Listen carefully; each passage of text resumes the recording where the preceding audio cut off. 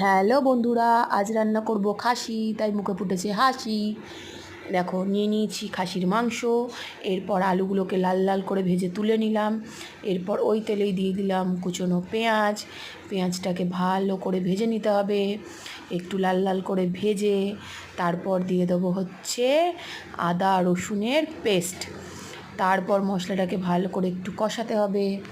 তারপর দেবো হচ্ছে হলুদ গুঁড়ো, কাশ্মীরি লঙ্কার গুঁড়ো, লবণ, সব কিছু দিয়ে ভালো করে মশলাটাকে ভাজা করতে হবে।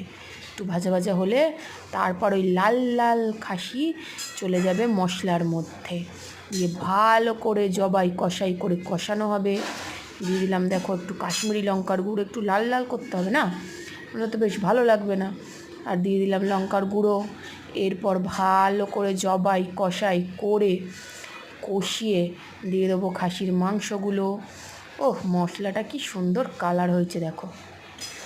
এরপর দিয়ে দেবো হচ্ছে খাসি।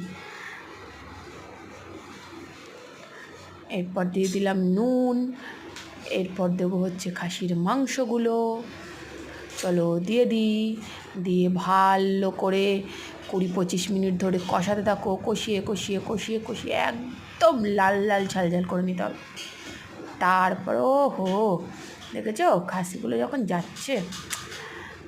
এরপর ভালো করে কষাতে থাকো 30 মিনিট ধরে, কষিয়ে প্রেশারে দিয়ে ভালো করে 18টা 19টা করে সিটি মেরে নাও। আলু খাসি সব একদম কষে মষে একদম একাকার হয়ে যাবে।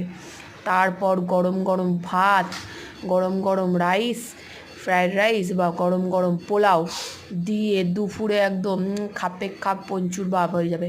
গরম গরম খাও আর আমার গুণ গাও, মানে না যে রান্না করবে তার গুণ গাও।